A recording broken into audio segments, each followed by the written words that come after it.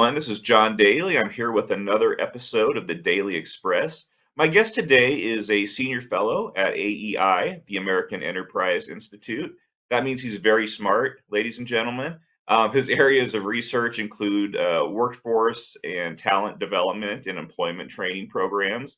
And he also knows a lot about political elections and he pays a lot of attention to the polls. I'm talking about Brent Orrell. How's it going today, Brent? It's going great. I do feel like that there's a bit of false advertising in there about how smart I am, but I'm really delighted to be here and excited to talk with you um, and share some ideas about what's happening, what might happen. Well, excellent. Well, thanks for joining me. It's great to have you on. I wanted to ask you, of course, about some workforce related issues, but before that, I figured we'd talk a little about politics. The election is just a month away, maybe a little bit less than that by the time this episode airs.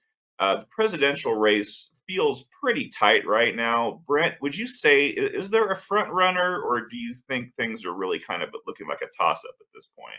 Yeah, I do think there's a front runner. I think that Kamala Harris is the front runner in the race, not by a lot. We're not in an era, I think, where big leads are really even possible. Because of the effects of negative polarization. And we're close to a 50-50 nation, but we aren't actually a completely 50-50 nation. I think that there is the largest coalition in America is the anti-Trump coalition. And uh, because of the way our electoral system works, um, while Trump will, I don't think, ever break 50%. Um, it is possible to win with less than 50% of the vote, as he did in 2016. So, but taking that all together, as I look at the polls, I think that in the states that Kamala Harris has to win, I think she's established a lead. It can be a range from a substantial lead to a narrow lead, substantial lead in Virginia, narrower leads in Michigan, Wisconsin, Pennsylvania, uh, and I think she's got an edge. If I were running one of these campaigns, I would definitely want it to be the Harris campaign, not the Trump campaign. Hmm, interesting. Now, what would you say is Harris's best battleground state opportunity or prospects, I should say, and what would you say was maybe her least Hmm. likely to win? I think all eyes are on Pennsylvania. As the one where things appear to be the most closely divided. It's where the candidates are spending, I think, the most time, in addition to Michigan and Wisconsin. Um, and so I think that's probably and I think most professionals in this world. I'm not a professional, but most of the professionals in the sort of election watching business really look at Pennsylvania as being the tipping point state for the entire election.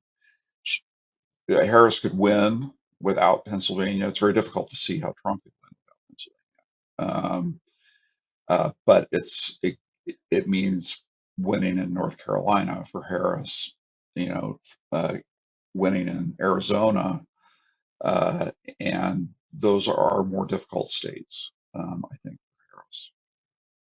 Okay, so looking at sort of a little bit more at the broader election next month, there seems to be a consensus that regardless of who wins the presidency, the GOP is still very likely to take back the Senate. Do you agree with that, or do you think is it possible that Trump could somehow cost the Republicans another Senate majority? I think this would be like the third time in a row. Yeah, I mean, I think there'd have to be a couple pretty big surprises, probably in Florida and Texas, to make it possible for the Democrats to hold on to the Senate. And yeah, so I agree that it's not impossible, but it strains the boundaries of likely to to sort of pin hopes on Democrats flipping states like Florida and Texas.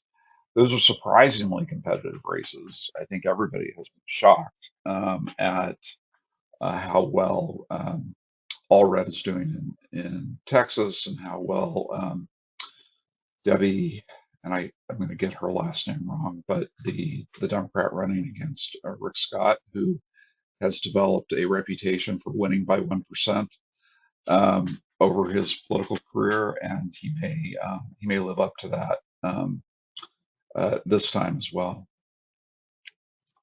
Hopefully that'll give, if we end up with a President Harris and a Republican majority in the Senate, that might actually be sort of a good balance for people that are that are kind of worried right now about what kind of president Harris would be.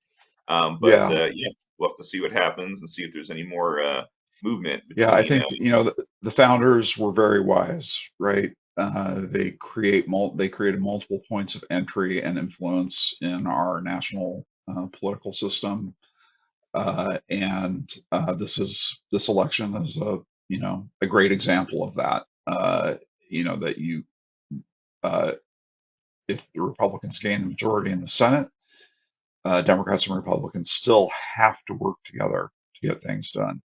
And I think it's important to point out that as polarized as the Congress has been, um, it has gotten a remarkable amount done under adverse conditions.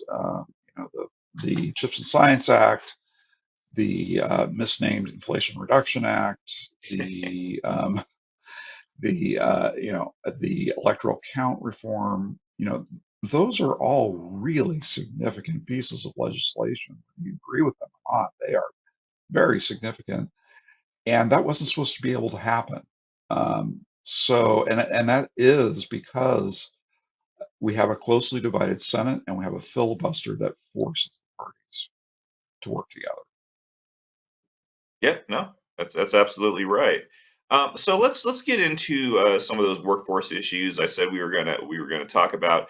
I've written a number of political columns on how these tariffs that Donald Trump very much loves, and also Hmm. the Democratic Party seems to be quite fond of, that they're by and large bad for America.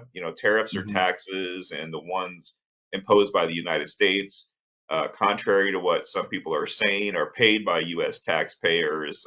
They Hmm. also inflate prices for U.S. consumers. But the pushback I often hear from people is that tariffs are good for American workers because they keep manufacturing jobs here in our country. Brent, is that true? Are our tariffs good for the American workforce? I have to just really restrain myself from leaping out of my chair when I hear things like this. I'm opposing like what I'm hearing, but not what I believe. Yeah, yeah, yeah. No, there is no evidence that tariffs are good for American workers.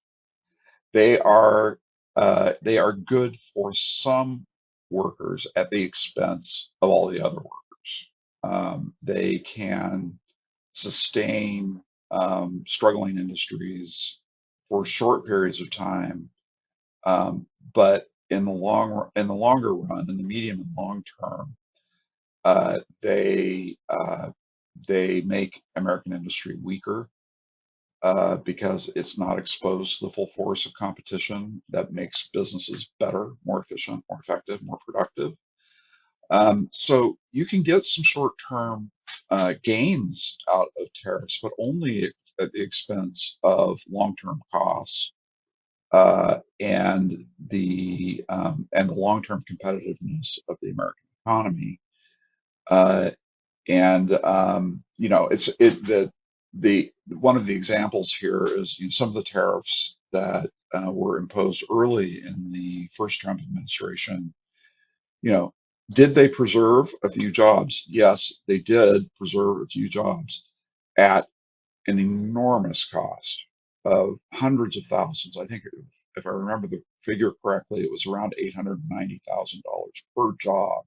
Now it would be much more, it make much more sense just to write checks to those workers and not have the tariffs because it does raise prices for Americans in the products that they buy. It inhibits the free movement of capital and labor, and by doing so, it distorts the economy and slows down economic growth.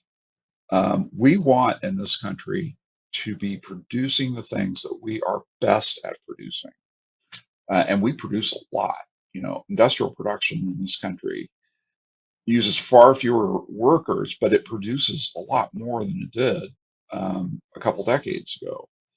We are producing tons of tangible manufactured goods, but we're producing the goods that we can compete best on in a global market. And that is how comparative advantage works. And tariffs are an effort to say that comparative advantage doesn't exist and that we can build sort of complete self-sufficiency within our own borders. And it's all to the detriment of workers in the long run in the way that it limits economic development and opportunity. What about, one phrase, and I interestingly don't hear it as much as I used to. Donald Trump used to talk a lot about how important, or how bad trade deficits were. Do we really, do trade deficits really matter? I mean, with each individual country, I've never quite understood why anybody should get that upset Um, about that. right. I mean, I'm not an economist, and I don't have a deep understanding. But I noticed that Orrin Cass has gotten into a lot of trouble in the last week trying to make this argument that trade deficits are like budget deficits. You know, they can't go on forever. It's not good for us to be importing more than we export. And that I don't think is true. And I think he's taken a lot of flack for trying to sustain that argument that a budget deficit, federal budget deficit, is just like a trade deficit. It's not true. Um, we, uh, if we can get other countries to produce things for us cheaper than we can do it for ourselves, we benefit from that. And they benefit, those countries benefit as well from being able to exercise their comparative advantage. Um, Donald Trump, I think, treats everything as a zero sum proposition. That's the way his mind works. And if we've got a deficit in trade, that means we're losing. It does not mean we're losing. We are the most successful traders in the history of the world in terms of creating an open economy that imports the best from abroad and exports our best to other countries. Now you've written a lot about automation in the workforce. Many people see automation as a threat to American workers. Mhm. Obama used to talk about how ATMs were taking jobs away from bank tellers. We've heard many variations of that point over which the years. which didn't happen, right? ATMs did not reduce the number of tellers or the number of bank employees. The number of those people working in the banking industry went up after ATMs were introduced. Um, That's interesting. I did not know yeah, that. yeah, it's remarkable. They do different work now.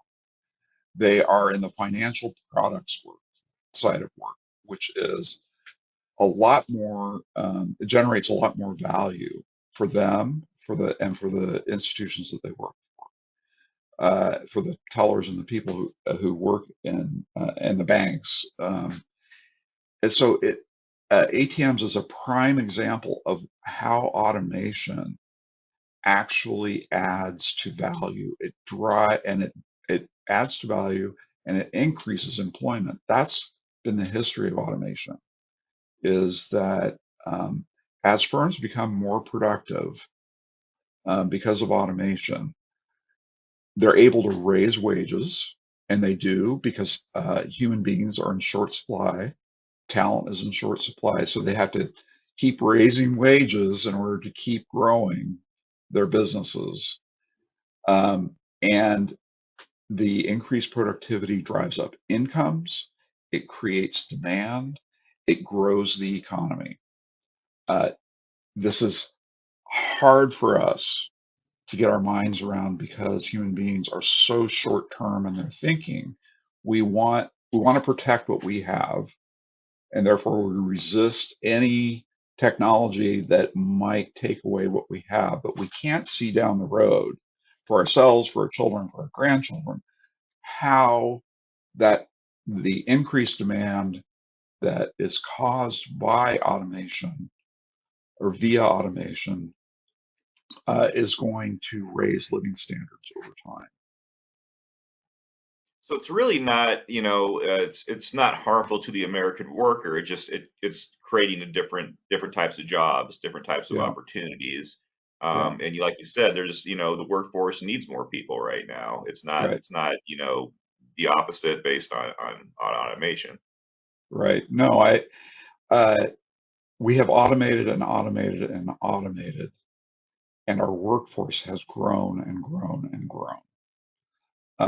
And our incomes, our wealth as a nation has only gone up in the process of all of this automation. You have to show me some pretty compelling evidence of automation reducing economic well-being. It just doesn't. That doesn't mean, and I really want to emphasize this point, automation does does entail, I should say, economic turbulence. It's creative destruction. Some things are being destroyed, some jobs are being destroyed, more jobs are being created. The challenge is the transition for the workers caught on the destruction end of creative destruction.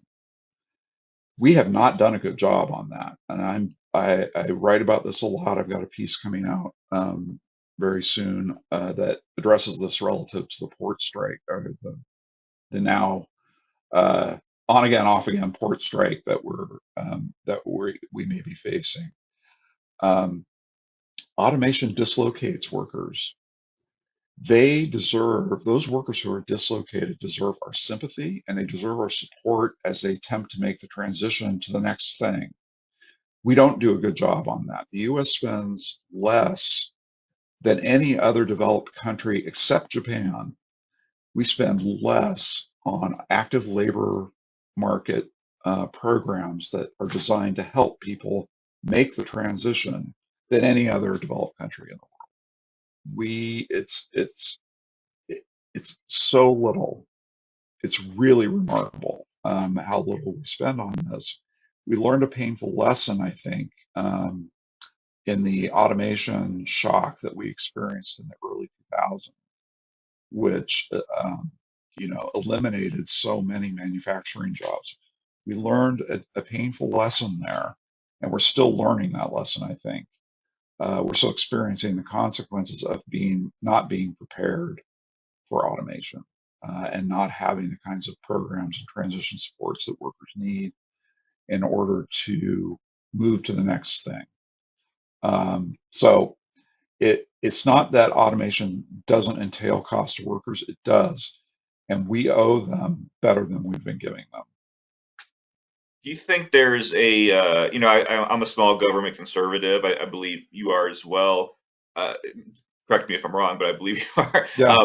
Do you see a role for government though in what you just described as far as being able to help with that transition, or do you see I know there's got to be some private market Yeah. opportunities as well to be able to fill that gap. So, most of this problem, the overwhelming majority of the problem, of the transition problem, is dealt with outside government, right? Uh, people are their own. They are the experts of their own lives and have a remarkable way of sorting out their problems if they're given the chance.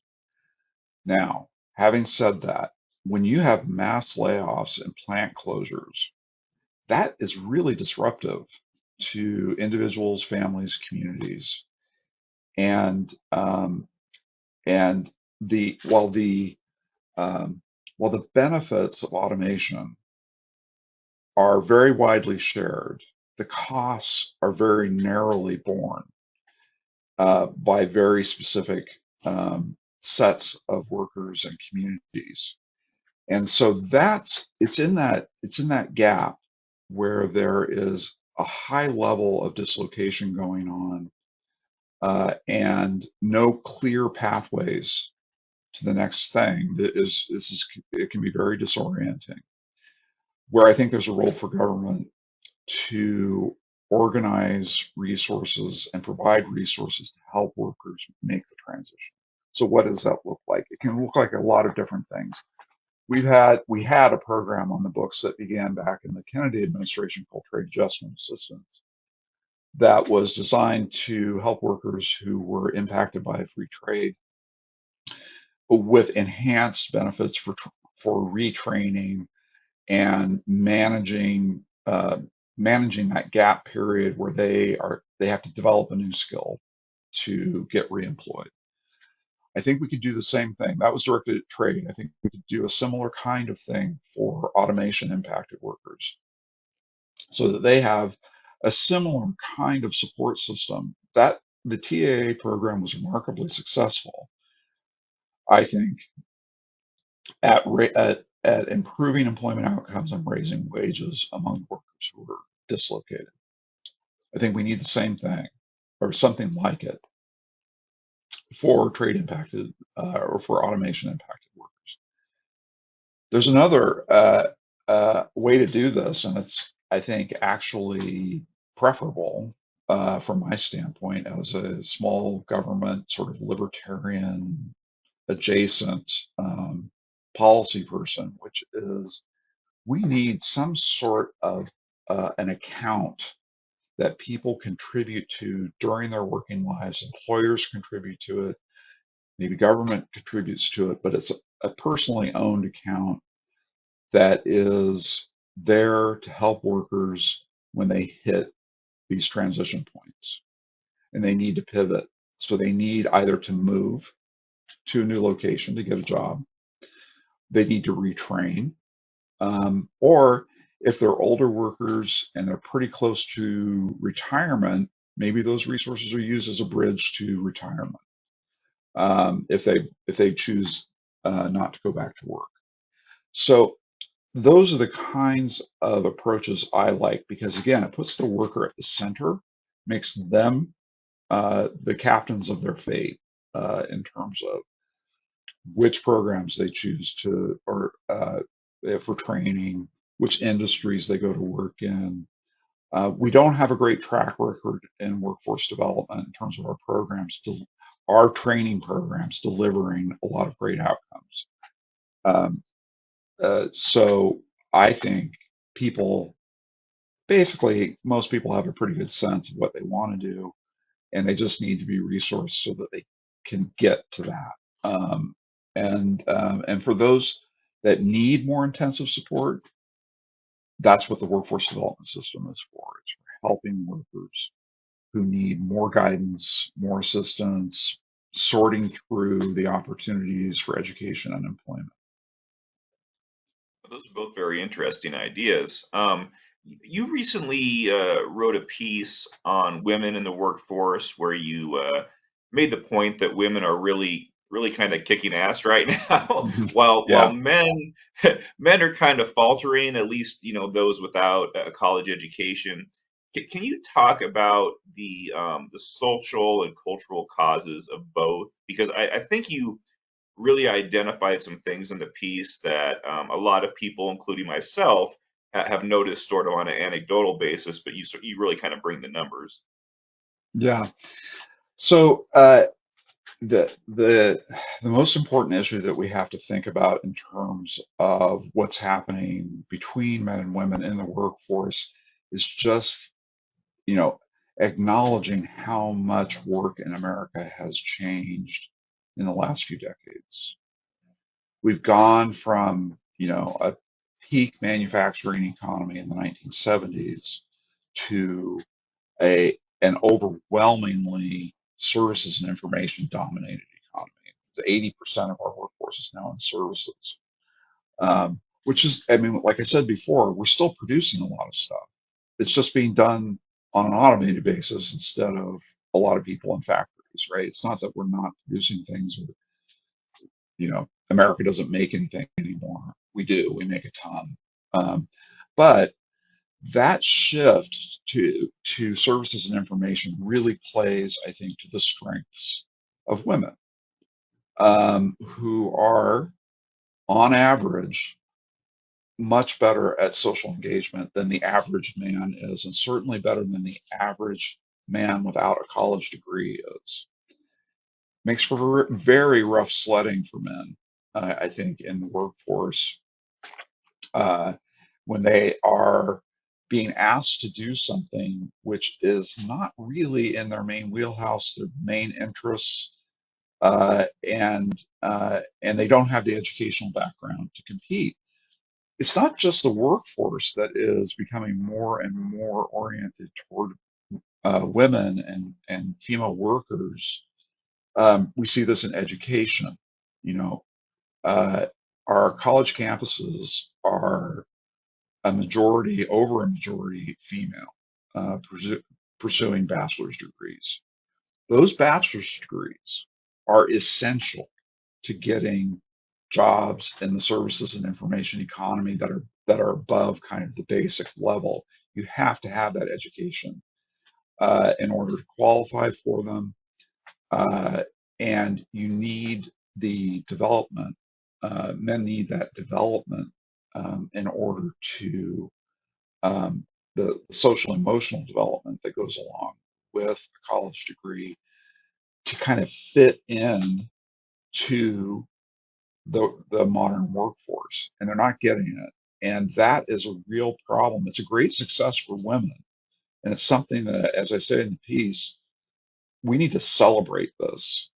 Women are now almost a majority of all the managers in the American economy, up from about 15% in the 1970s.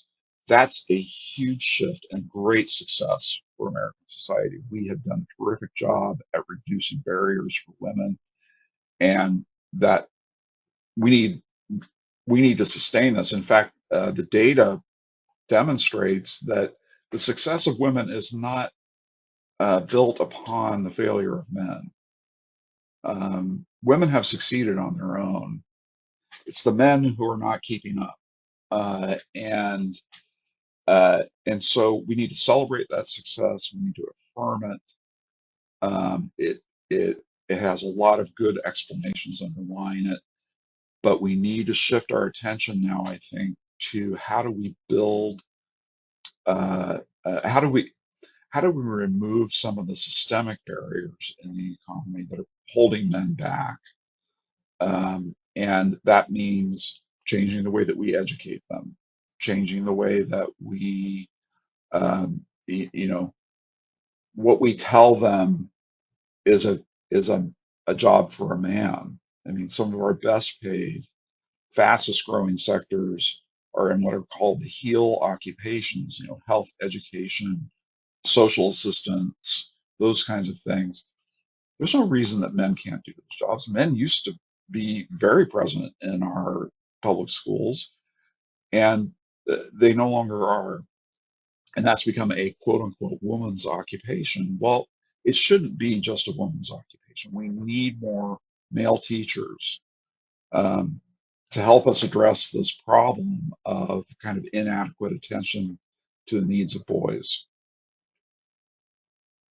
Well, I mean, that's very interesting. I will put the link to that article in the show notes. But yeah, I thought that I found myself nodding my head while reading that because I just see that.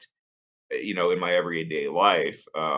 People I know, family members, and they're really, I mean, I think you were really nailing it. Well, Brent, I really appreciate all this information. I don't want to keep you much longer. I know you're a busy guy, even very generous with your time. People can read your articles, I know, over on AEI's website. Yeah. You also write for the Dispatch at times, the Bulwark, and other places. And I'll put links to those, your columns there. Anything else? Anything else? Projects you're working on that you'd like to let people know about right now? Well, I'm working on a book where I'm trying to Oh, pull a lot of this together. Uh, uh, in policy world land, everything relates to everything. And so trying to distill some of this thinking around the future of work. Uh, if you're interested in following me in real time on either workforce development or politics, I'm on X, formerly known as Twitter. I'm very active there, and my handle is at Orrell AEI. Um, and you can find me there. Always happy to interact with people, unless they decide that what they really want to do is fight. I'm not interested in fighting on Twitter or on X. But if you're interested in serious engagement, I'm always open to I have noticed some people being rather mean to you on Twitter, it. Brent. Yeah, I let it roll off. It doesn't bother me as much as it used to. That's I good. That's guess good. I noticed that just too. I just noticed getting that. older, I think. I don't regard it. I don't regard Twitter debate as a question of my existential well-being. It doesn't. You know, it's not combat. It's just talk. That's a good way to look at it. That's good advice. Well, thank you, Brent, for coming on the Daily Express. Would love to have you on in the future sometime, and I I wish you do the it best of luck. anytime.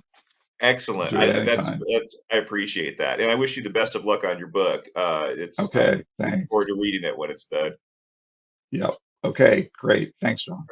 Have a great day, Brent. Thank you. You too. Bye.